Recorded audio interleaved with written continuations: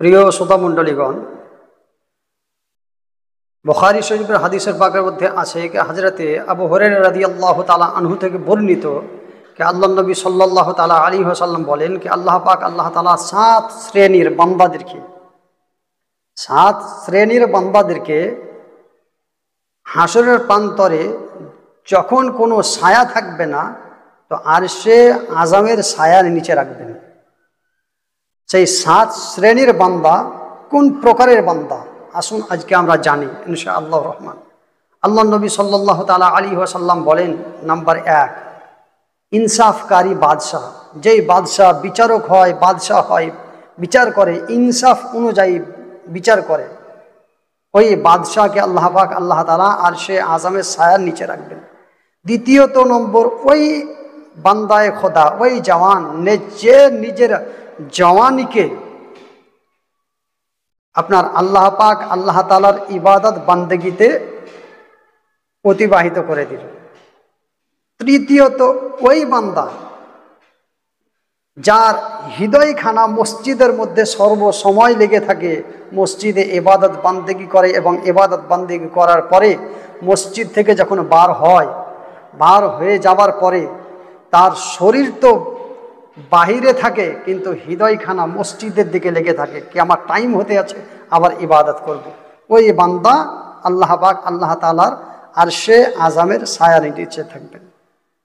চতুর্থ, ওই বান্দা যে আল্লাহ পাকের জন্য অপর বান্দার সঙ্গে মহব্বত করল এবং আল্লাহ পাকের জন্য উভয় পক্ষে আপনার মহব্বত হৃদয়ের মধ্যে রেখে উভয় পক্ষে একযোগ হলো, এক জায়গায় জমা হলো এবং ওই মহব্বতকে নিয়ে আবার ওখান থেকে উভয় পক্ষে আলাদা হয়ে গেল।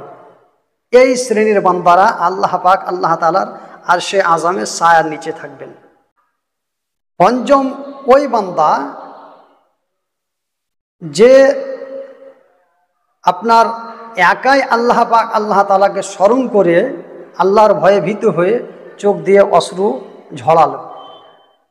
এবং 6 নম্বর, ওই বান্দা যাকে অতি সুন্দর মহিলারা, যাদের চেহারা অতি সুন্দর, ওই মহিলারা নিজের হোসন দেখিয়ে গলত কাম করার জন্য ডাকলো, আর ওই আল্লাহ পাকের বান্দা তাকে আপনার বুঝিয়ে আল্লাহ পাকের ভয়ে ভীত হয়ে সে ওই কাম থেকে বঞ্চিত থাকলো।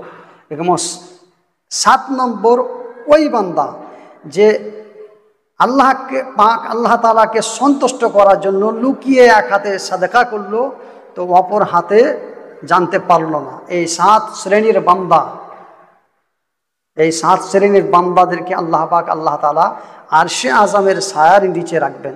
সুতরাং এই দিকে লক্ষ্য করে এর প্রতি আমল করার চেষ্টা করবেন, ইনশাআল্লাহ আপনিও আরশে আযমের ছায়ার নিচে থাকবেন। এবং আল্লাহ পাকের নবী বলেন যে আমার হাদিসকে শুনলো এবং শুনে অপরকে পৌঁছালো, অপরকে শোনালো, তার চেহারাকে আল্লাহ পাক আল্লাহ তাআলা রওশন করবেন। সুতরাং যে হাদিসে পাক আপনাদের সম্মুখে আলোচনা করা হলো, এই হাদিসে পাক অপরকে শোনার সুযোগ করে দিবেন ইনশাআল্লাহ। আপনারা এর অর্থ বুঝতে পারছেন যে অপরকে সুযোগ করে দিবেন। অপরকে শোনার সুযোগ করার অর্থ হচ্ছে এটাই কি অপর এর কাছে পৌঁছিয়ে দিবেন, আর পৌঁছার নিয়ম আপনারা অবশ্যই জানেন।